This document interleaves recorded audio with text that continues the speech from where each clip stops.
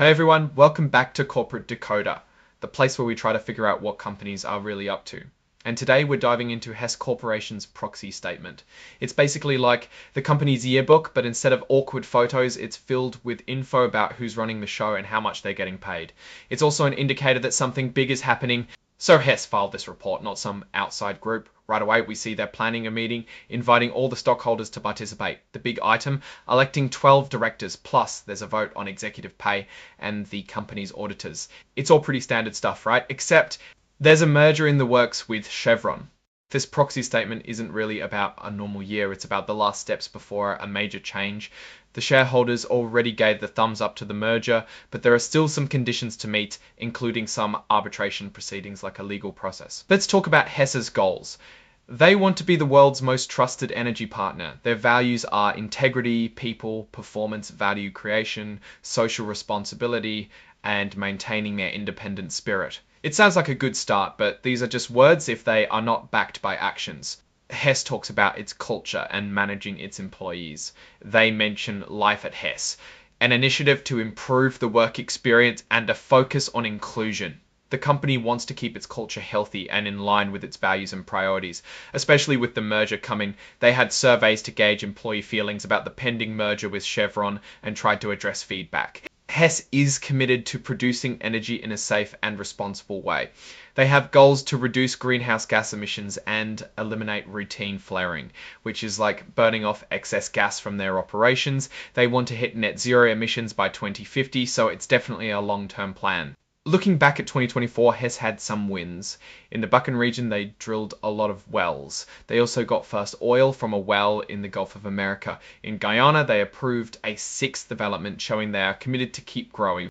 Their finances look good too. Cash from operations increased, and they had billions in liquidity, meaning easily accessible funds. They also cut down on debt. This shows the company is healthy and can pay its bills. And get this, Hess increased the dividend to stockholders. That means more money back to the people who own the company's stock.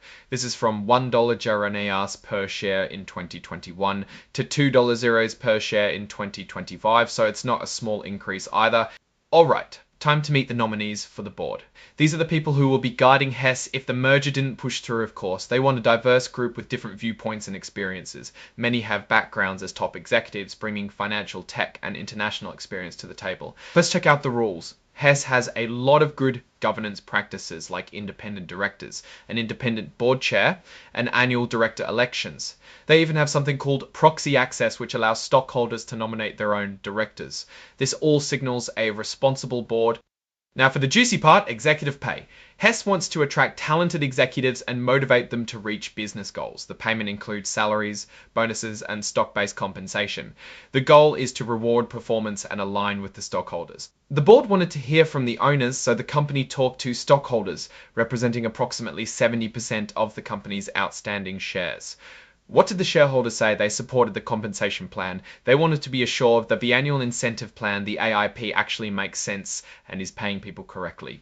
The company made changes to the executive pay in 2024, such as small increases to salaries and bonuses. To determine executive compensation, they look at what similar companies are paying. Their peer group, that is the group of the other similar companies, includes companies such as APA Corporation, Devon Energy Corporation, and EQT Corporation. Time to look at who owns the company. John B. Hess owns about 8.6% of the common stock.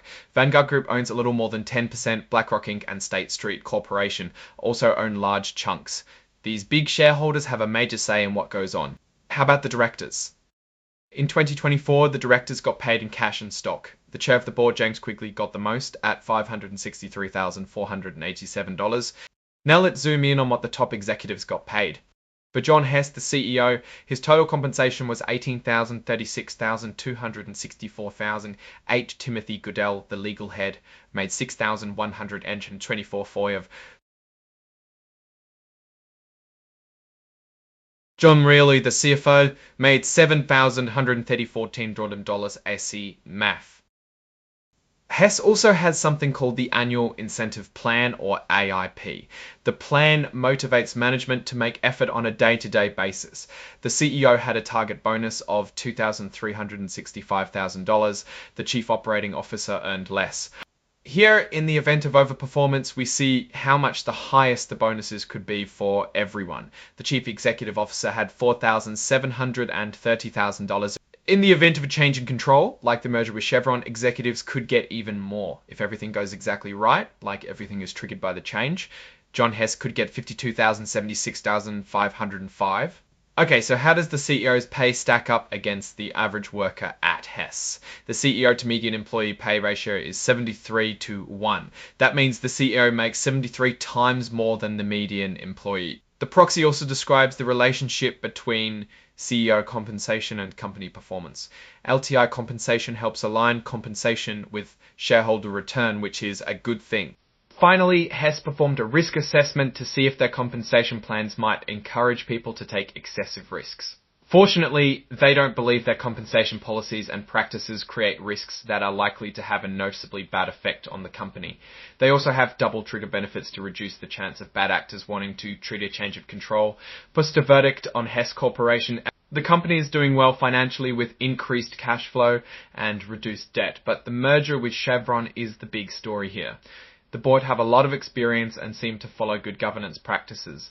But if the merger does not go through, this information might be less relevant and might be good, might be bad, we never know. The executive pay is high, but a lot of it is tied to company performance. With major shareholders and a pending merger, there are too many unknowns. But overall, they look like a strong business.